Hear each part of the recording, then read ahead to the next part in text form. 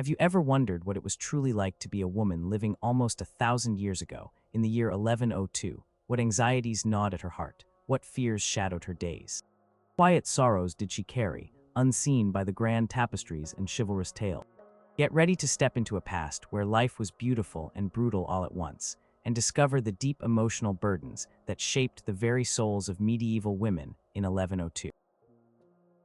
Number 1. The burden of bodily autonomy denied. Pregnancy, childbirth, and health. Imagine living in a time when your own body was not entirely your own, when its functions, its pains, and its ultimate destiny were governed by forces largely beyond your control, or worse, seen as a vessel for the continuation of a lineage, a means to an end. For medieval women in 1102, this was not a philosophical musing, but the lived reality of their existence, a profound emotional burden that weighed heavily upon their spirits. The expectation to bear children, particularly sons, was immense, reaching across all social strata. For a noblewoman, the failure to produce an heir could mean social humiliation, potential annulment, or even a diminished standing within her husband's family, impacting her very security and influence. Her value was often inextricably linked to her fertility and the sex of her offspring. Chroniclers of the time might recount marriages and their political implications, but they rarely delved into the inner turmoil of a woman desperate to conceive, or the silent despair of one who had birthed only daughters, feeling the eyes of her in-laws upon her with unspoken judgment. This external pressure to fulfill a biological function often overshadowed any personal desires or fears about the process itself. Childbirth, then, was not merely a physical ordeal, but an emotional gauntlet. It was a journey into the unknown, fraught with incredible danger. Medical knowledge was rudimentary, based on a mix of ancient theories, folk remedies, and often superstitious practices. There were no hospitals as we know them, no sterile environments, no advanced surgical interventions. A woman in labor might be attended by a midwife, whose skills varied widely, often relying on experience passed down through generations. She might be surrounded by other women, offering prayers and encouragement, but the physical pain, the exhaustion, and the very real possibility of death remained a terrifyingly personal experience.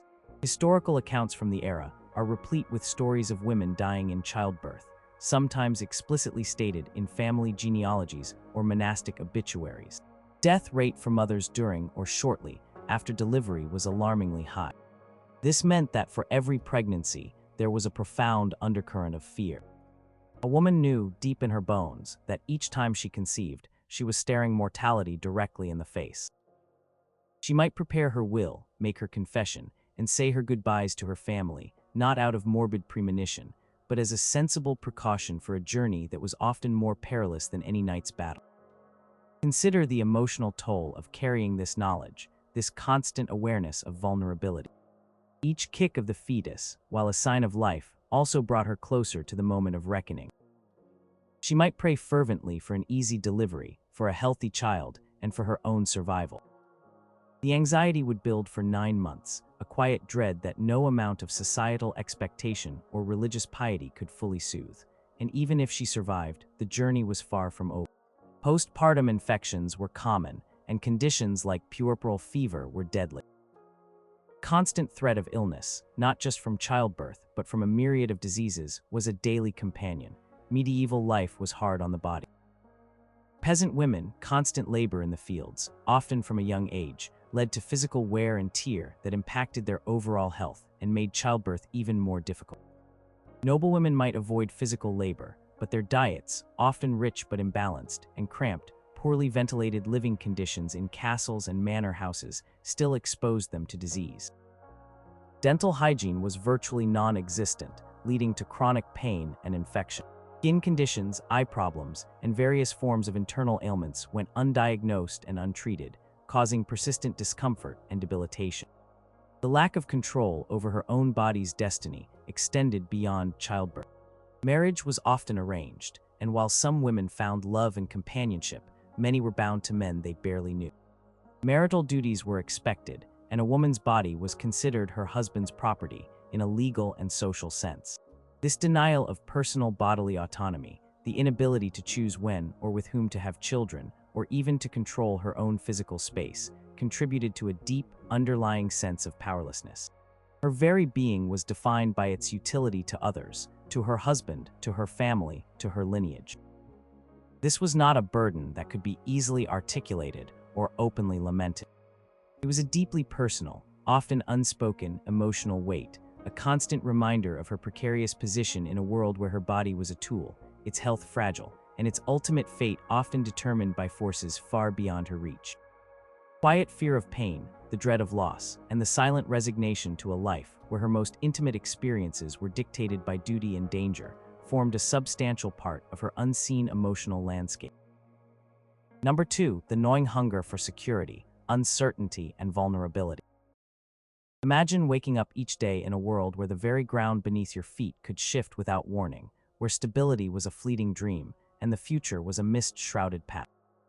For medieval women in 1102, a profound and pervasive emotional burden was the constant gnawing hunger for security, a silent ache born of relentless uncertainty and vulnerability.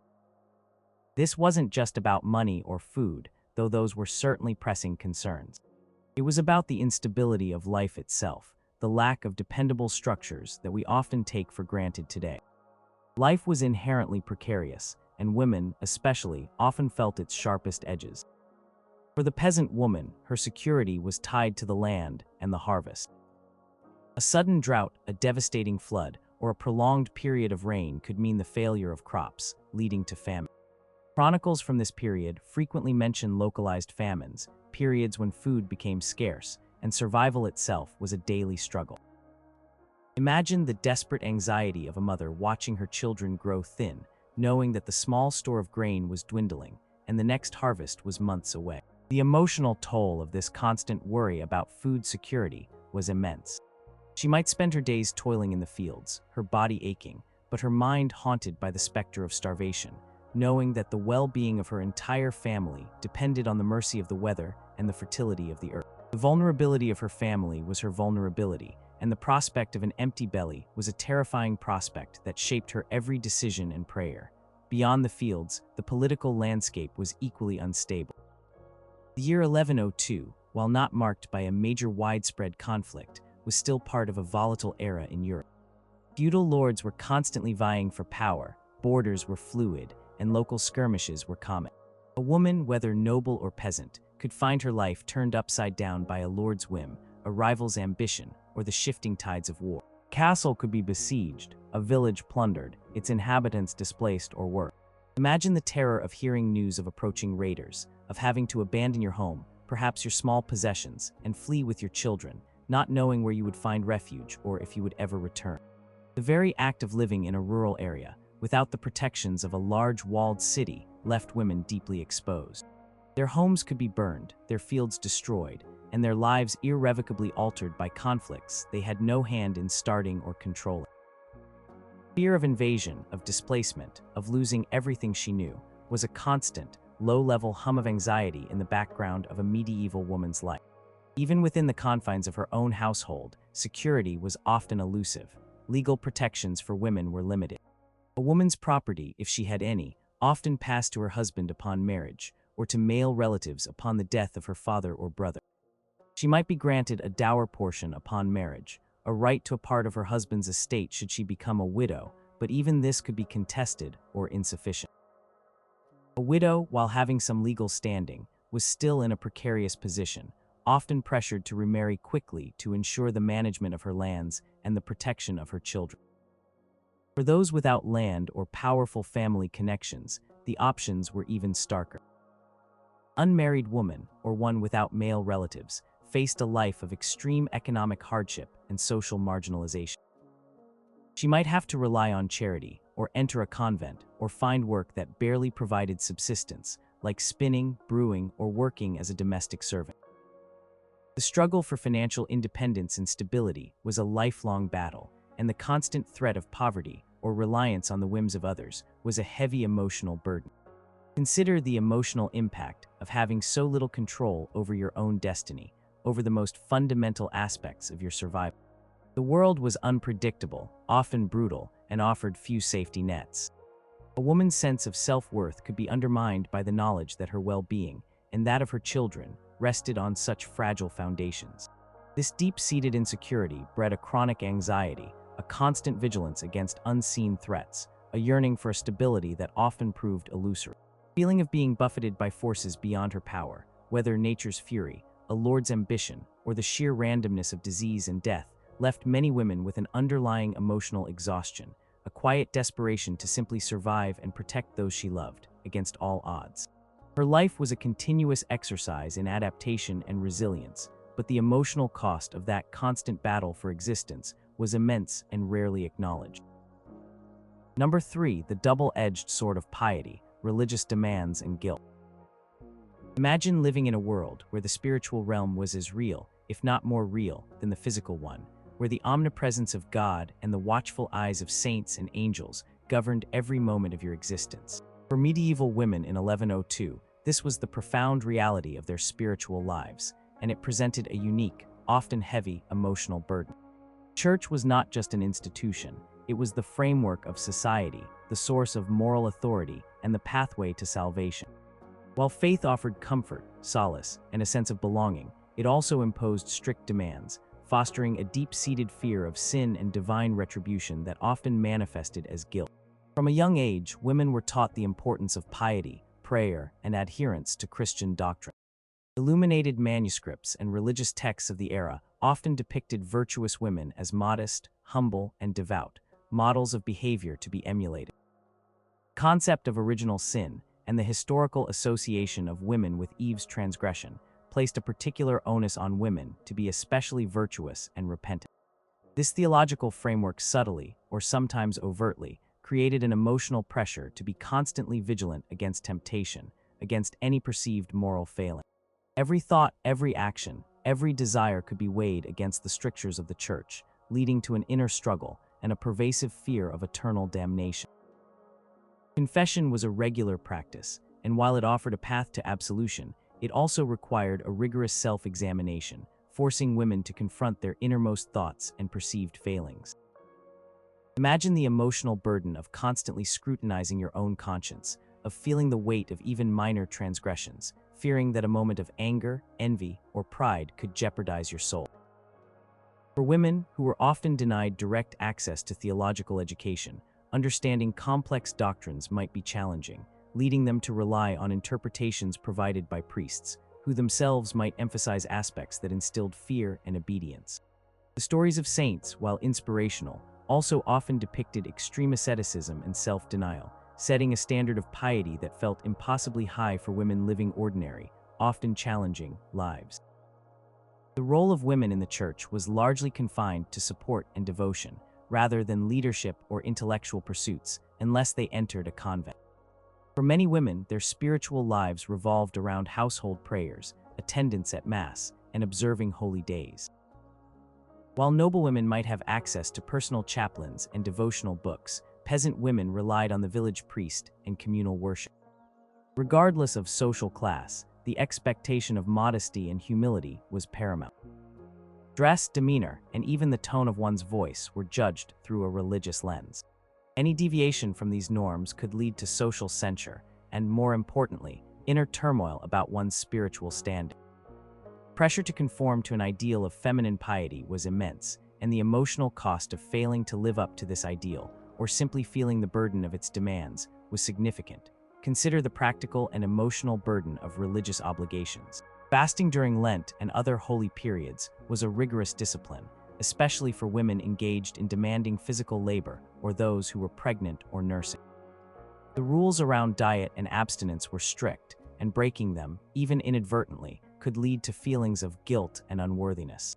Pilgrimages, while seen as acts of devotion, were also arduous journeys, often undertaken despite physical hardship or family responsibilities. Many medieval women, driven by faith and the hope of spiritual merit, embarked on these challenging expeditions, feeling the physical strain but also the emotional weight of their pious quest. The fear of purgatory and hell was a very real and tangible threat. Stories of demons, torments, and eternal suffering were common, depicted in sermons, art, and popular lore. This pervasive fear of spiritual punishment, coupled with the constant pressure to live a life free of sin, created a deep undercurrent of anxiety. Even acts of charity, while born of genuine compassion, could also be driven by a desire for spiritual merit, adding another layer of expectation to a woman's life. Church, while offering a promise of salvation and eternal life, also wielded immense spiritual authority, and for many women, the constant effort to navigate its demands, to quell their inner doubts, and to strive for an unattainable ideal of purity, imposed an emotional burden that was deeply felt and rarely articulated in secular terms. It was a silent, often solitary struggle to reconcile their human failings with divine expectations, constantly fearing the eternal consequences. Number 4, the echoes of silence, suppressed voices and intellect. Imagine living in a world where your thoughts, your opinions, and your inherent intelligence were considered less valuable, less significant, simply because of your gender. For medieval women in 1102, this was not just a social prejudice, but a deeply embedded cultural norm that imposed a profound emotional burden, the suppression of their voices and intellect. This wasn't about a literal gag, but a systemic silencing, a quiet diminishment of their potential that resonated throughout their lives. Access to education was severely limited for most women, especially those of the peasant class. Their lives were dominated by physical labor and domestic duties from a very young age. Learning to read and write was a rare privilege, usually reserved for noblewomen or those entering convents. While some noblewomen might be taught basic literacy, often for managing household accounts or reading devotional texts, extensive scholarly pursuit was almost unheard of. Legal documents, chronicles, and administrative records from the time show that literacy rates for women were significantly lower than for men, reflecting a societal attitude that intellectual development for women was not a priority or even necessary. Imagine the frustration of a curious mind, hungry for knowledge, encountering a wall of societal expectation that directed her away from books and scrolls, towards the spindle and the harp. This lack of access to formal learning meant that many women were effectively shut out of intellectual discourse, confined to a sphere of domesticity or physical labor. Even when women possessed intelligence and insight, their opinions were often undervalued or simply not sought. In a patriarchal society, where men held all positions of power in government, the church, and even most households, a woman's voice carried little weight in public life. Court records and legal proceedings from the period indicate that women's testimony was often viewed with skepticism, and their ability to advocate for themselves was constrained by legal and social norms. While some powerful noblewomen might influence their husbands or sons behind the scenes, their power was indirect, exerted through persuasion rather than direct authority. Imagine the emotional burden of holding a keen observation, a clever solution, or a profound thought, and knowing that expressing it might lead to dismissal, ridicule, or simply be ignored. This constant invalidation of their intellectual contributions could lead to a sense of futility, a quiet resignation to a life where their mental capacities were underutilized and unappreciated. Beyond formal education, the opportunities for intellectual stimulation were also scarce. Public forums, philosophical debates, and scholarly discussions were almost exclusively male domains. Women's social interactions were often confined to the domestic sphere or communal work settings, where conversations might revolve around practical matters of survival, family, and local gossip. While this provided a sense of community, it rarely offered the intellectual challenge or expansive thinking that fosters mental growth. For a woman with a natural thirst for knowledge, an inquisitive mind, or a creative spirit, this limited environment could feel stifling, leading to a deep sense of unfulfilled potential. Chroniclers, largely male, rarely recorded the intellectual insights or personal reflections of women, further erasing their contributions from the historical narrative and reinforcing the perception of their silence. Consider the emotional impact of this societal expectation of silence. Over time, it could lead to self-censorship, a habit of suppressing one's true thoughts and feelings. A woman might learn to keep her opinions to herself, to acquiesce rather than argue, to prioritize harmony over authenticity. This continuous internal suppression could manifest as a quiet sadness, a feeling of being unheard, or a sense of being misunderstood. For those who dared to defy these norms, like some exceptional abbesses who were known for their learning and influence, or women accused of heresy for expressing independent religious thought, they often faced significant challenges and scrutiny. Their struggle highlighted the immense pressure on all women to conform to the prescribed roles of quiet submission and domesticity. Burden was not just about the lack of opportunity, but about the unspoken understanding that her intellect was not meant for public display or serious engagement. It was a burden of unseen potential, of ideas unexpressed, of wisdom unspoken. This pervasive silencing contributed to a quiet emotional exhaustion, a sense of living within invisible walls that constrained not just her physical movements, but the very expanse of her mind and spirit. Echoes of these suppressed voices, though faint, resonate across the centuries, speaking of a profound loss, not just for the individual women, but for the collective wisdom that might have been. Number 5. The unseen scars, the ever-present threat of violence. Imagine living with a constant, low-grade hum of fear, a primal awareness that your physical safety, your very personhood, could be violated at any moment from many directions. For medieval women in 1102, this was the stark reality of life, and the ever-present threat of violence constituted an immense, often unseen, emotional burden that left deep, unspoken scars. This violence was not always a grand battle, but often a quiet, insidious presence in their daily lives, impacting their sense of security, their trust, and their peace of mind. One of the most pervasive threats came from the instability of the times. While 1102 might not have seen widespread major wars, local skirmishes, feuds between lords, and banditry were common. When armed men traversed the countryside, whether soldiers or marauders, women were disproportionately vulnerable. Accounts from chronicles and legal records, though often brief, sometimes hint at the brutality inflicted upon the civilian population during such conflicts. Villages could be pillaged, homes burned, and women subjected to abduction, assault, or other forms of violence. Imagine the gut-wrenching fear of a woman living in a border region or near a contested territory, knowing that a raiding party could appear over the horizon at any time. Constant threat of displacement, loss of livelihood, and personal violation created a profound sense of anxiety and helplessness. This wasn't just a fear for her own safety, but for the safety of her children, her family, and her community. Domestic violence was another deeply troubling aspect of medieval life, though rarely recorded in detail by chroniclers. Societal norms often permitted husbands to exercise physical discipline over their wives, viewing it as a legitimate means of maintaining order within the household. Legal texts and customary laws from the period sometimes outline the limits of such discipline, but these limits were often vague and difficult to enforce. There were few avenues for a woman to seek protection or redress if she was subjected to abuse by her husband. Divorce was exceedingly rare and difficult to obtain, leaving many women trapped in unhappy or violent marriages. Imagine the emotional anguish of a woman who lived in fear within her own home, the place that should have been her sanctuary. The unspoken tension, the dread of an angry outburst, the quiet suffering behind closed doors, these were emotional burdens that she carried alone, with little hope of escape or intervention. The shame associated with such situations also prevented many from speaking out, deepening their isolation. Beyond the household, women were also vulnerable to sexual assault. While contemporary legal codes condemned rape, the process of bringing a perpetrator to justice was arduous and often humiliating for the victim. Proof was difficult to establish, and the woman's reputation could be irrevocably damaged, regardless of the outcome.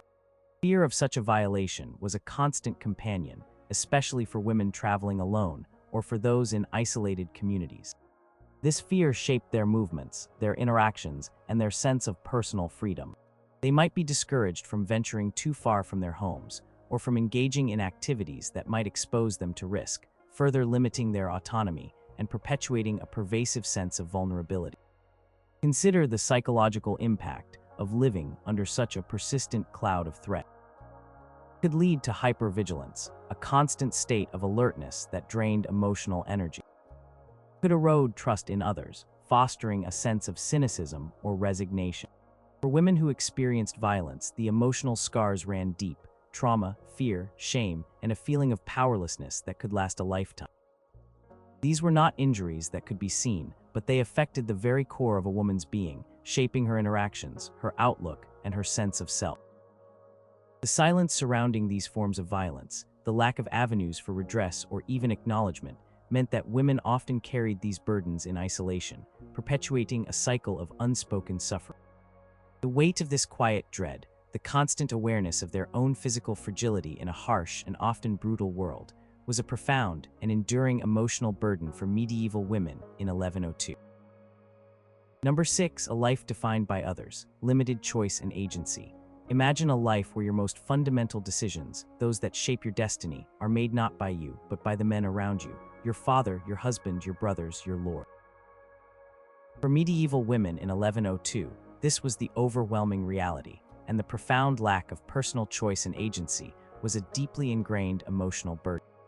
From birth to death, their paths were largely dictated by societal norms and the patriarchal structures of the time, leaving little room for individual desires or aspirations. Marriage was perhaps the most significant example of this limited agency. For noble women, marriage was almost always an arranged affair, a strategic alliance between powerful families designed to consolidate land, forge political connections, or secure peace. Personal affection was often secondary, if considered at all. A young woman might be betrothed in childhood to a man she had never met, and expected to accept her fate with quiet obedience. Feelings, her preferences, her dreams for a future with a partner of her own choosing were rarely, if ever, consulted. Imagine the quiet despair of facing a lifelong commitment to a stranger, knowing that your happiness, your security, and your future children would be tied to a man you did not love, or perhaps even dislike. Letters and chronicles from the era, though scarce from women's perspectives, sometimes hint at the deep emotional toll of these forced unions, though outright rebellion was rare and often punished. Peasant women might have slightly more say in their marriages, often marrying within their village, but even for them, economic necessity and family approval played a dominant role, often overriding personal choice. Beyond marriage, a woman's legal standing was severely restricted. Under customary law, a woman was often considered property, first of her father, then of her husband. She could not own property independently, enter into contracts, or appear in court without the consent and representation of a male guardian. While widows gained some legal autonomy upon their husband's death, this freedom often came with the immediate pressure to remarry, to ensure the continued management of her deceased husband's lands and the protection of her children. The idea of a woman making her own way in the world, unattached to a male protector, was largely inconceivable and socially unacceptable. Imagine the emotional burden of knowing that your economic security, your legal rights, and your very place in society were dependent on your relationship to a man. This constant reliance on male authority could foster a deep sense of powerlessness, a feeling that her life was not her own to direct. Opportunities for women to pursue careers or engage in public life were virtually non-existent. With the exception of entering a convent, which offered a pathway to intellectual and spiritual autonomy for some, women were expected to fulfill domestic roles. Peasant women, this meant grueling labor in the fields alongside men, but still within the confines of a patriarchal system that dictated their tasks and their rewards. For noble women, it meant managing large households, overseeing servants, and raising children, all while upholding the family's social standing. While these roles were vital, they rarely offered an outlet for personal ambition, creativity, or the exercise of true leadership. Imagine a woman with a natural aptitude for trade, or a passion for learning, or a desire for adventure, finding all such avenues closed to her, her potential channeled into a narrow set of predefined roles. This constant channeling, this limitation of opportunity, could lead to a profound sense of unfulfilled potential, a quiet yearning for a life unlived. Consider the emotional impact of this pervasive lack of agency. It could lead to a quiet resignation, a suppression of personal desires and aspirations, and a profound sense of fatalism. A woman might learn to be compliant, to internalize the societal expectation that her role was to obey and serve, rather than to lead or choose. This could lead to feelings of frustration, resentment, and a deep, underlying sadness that her life was not her own to command. Constant weight of external expectations, the pressure to conform to a preordained destiny, and the absence of avenues for self-determination created an emotional burden that was deeply felt, even if rarely expressed openly. It was a burden of a life defined by others, a soul yearning for freedom within invisible chains. Number 7, the crushing weight of expectation, producing heirs. Imagine a life where your worth, your social standing, and the very stability of your family lineage rested upon your ability to produce a single, specific outcome, a male child. For medieval women in 1102, this was not a metaphor, but a literal and intensely personal burden, the crushing weight of expectation to produce heirs, particularly sons. This pressure transcended social class, though its implications varied, and it bore down on a woman's spirit from the moment she entered into marriage. For a noblewoman, the stakes were incredibly high. Dynastic marriages were arranged precisely to secure alliances and ensure the continuation of a powerful family line. The concept of primogeniture, where the eldest son inherited the bulk of the family's land, titles, and wealth, made the birth of a male heir paramount. If a woman failed to produce a son, her position within her husband's family could become precarious. She might face social ostracism, constant criticism from her in-laws, or even the threat of an annulment, which would send her back to her own family in disgrace, potentially jeopardizing the alliance her marriage was meant to solidify. Chronicles often mention the births of sons, sometimes with elaborate celebrations, but rarely detail the anxieties of the wives who struggled to conceive or who gave birth to only daughters. Imagine the relentless emotional pressure as months turned into years, each pregnancy bringing renewed hope, and each daughter a fresh wave of quiet disappointment, not for the child herself, but for the societal failure she represented. Constant worry about her own infertility, or the perception of it, would be a daily companion, a gnawing anxiety that undermined her sense of self-worth and her place in the world. Even for peasant women, the pressure to produce sons was significant, though perhaps less about inheritance and more about labor and family survival. Sons were crucial for working the land, for providing labor that could ensure the family's food supply and economic viability. Daughters were also valued, often assisting with domestic tasks, spinning, or weaving, but a large family with many sons was often seen as a sign of strength and prosperity. For a woman, the inability to have children at all, or to have only daughters, could still lead to social stigma within her community, whispered judgments, and the feeling that she had failed in her fundamental duty to her family and her husband. Folk remedies for infertility, prayers to saints, and even desperate pilgrimages underscore the emotional lengths to which women would go in their desperate quest for fertility and a son. The cycle of pregnancy, childbirth, and often miscarriage or infant death further intensified this burden. Pregnancy was a gamble, not only for the mother's survival, but for the desired outcome of a living, healthy son. High infant mortality rates meant that even if a son was born, the constant threat of disease or accident could snatch him away at any moment, plunging the mother back into the same desperate cycle of expectation and anxiety. Imagine giving birth to several daughters, then finally a son, only to lose him in infancy. The emotional devastation would be profound, compounded by the renewed societal pressure to try again, to ensure the family's future. Grief of losing children, already immense, was often intertwined with the practical and social anxieties of failing to secure the family lineage. This relentless focus on reproduction, particularly male reproduction, reduced a woman's identity to her biological function. Intellect, her personality, her skills, her companionship, all these could be overshadowed by the single, overriding demand for a son. The emotional consequence was a life lived under a microscope, constantly judged by her womb's output. This could lead to deep-seated feelings of inadequacy, guilt, and a profound sense of her own body being a public entity, subject to external scrutiny and demands rather than her own private domain. The burden of this expectation was a heavy cloak, wrapping itself around every aspect of a medieval woman's life, silently dictating her worth and her emotional landscape. It was a constant reminder that her primary purpose, in the eyes of many, was to be a vessel for the next generation, a vessel that needed to deliver the right kind of cargo. Number 8, the relentless shadow of death and loss. Imagine living in a world where death was not a distant, abstract concept, but a constant, intimate companion, ever present in the everyday rhythm of life. For medieval women in 1102, this was the stark reality, and the relentless shadow of death and loss cast a profound, pervasive emotional burden over their existence. They lived in an era of precarious existence, where life was fragile, and the departure of loved ones was an all-too-common, heartbreaking occurrence. Perhaps the most agonizing and frequent encounter with loss for medieval women was the death of children. Infant and child mortality rates were astronomically high, a reality almost unimaginable today.